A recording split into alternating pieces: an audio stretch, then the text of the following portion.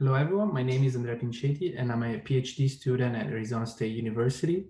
And along with my advisors, Dr. Lalita Sankar and Dr. Oliver Kosset, I've been developing an open source tool for the generation of synthetic time series load data at multiple sampling rates and for multiple time horizons. So in recent years, the field of machine learning has matured and improved to the point where it can provide real value to power system operations. And so much of the research work focuses on applying machine learning techniques to power system applications. This is a major shift where we're moving away from physics-based device models to a data-centric analysis of the system behaviors. And within this new paradigm, the availability of large amounts of real data is crucial. And unfortunately, data is a very scarce resource in the power system community. So for this reason, we set out to create a tool that can be used by researchers to generate time series load data on demand and tailored to anyone's requirements. So to do this, we are leveraging a very large data set of real PMU data from a US electric utility, which allows us to observe the behavior of loads over multiple consecutive years at a resolution of 30 samples per second. So overall, our work consists of four major steps. So first, from the raw PMU voltage and current measurements, we computed the power loads at 20 buses throughout the system. And then these load profiles, which span 2017, 2018, and 2019, are downsampled at four different levels to observe different seasonal patterns and behaviors. The highest level consists of year profiles at one sample per week. The second represents week profiles at one sample per hour.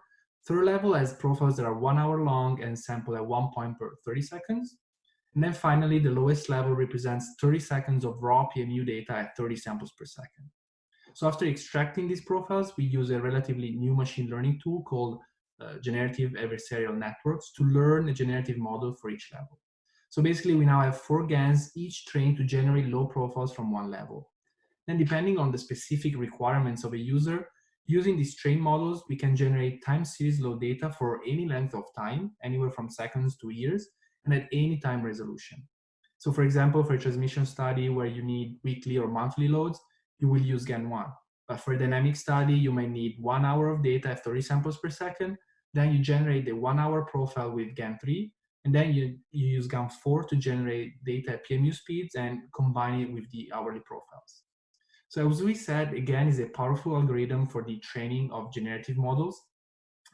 And generally, GAN consists of two networks. You have a generator, which is trained to generate realistic looking data, and a discriminator, whose goal is to distinguish between the real data and the generated data. So by training them iteratively, they both improve, trying to beat each other. And then training is complete when the generator learns to create such realistic profiles that the discriminator cannot tell them apart from the real data. So we're actually using an improved version of GANs, which is called conditional GANs, and it allows us to train the generator to create profiles according to a specific label. And in our case, the label could be, for example, the type of load, be it industrial, residential, or the season of the year, because as we will see in the results later. And then finally, we use a one-dimensional convolutional neural network in order to capture the temporal correlation in the time series data. So let's look at some results showing our GANs and how they learn to generate realistic data. So we have some example of real hour profiles on the left and the data generated by the trained GAN on the right. And we can see that the generated profiles are visually indistinguishable from real profiles. And we should also note that GANs don't simply learn to recreate real profiles or parts of them, but they actually create entirely new profiles with same characteristics as the real ones.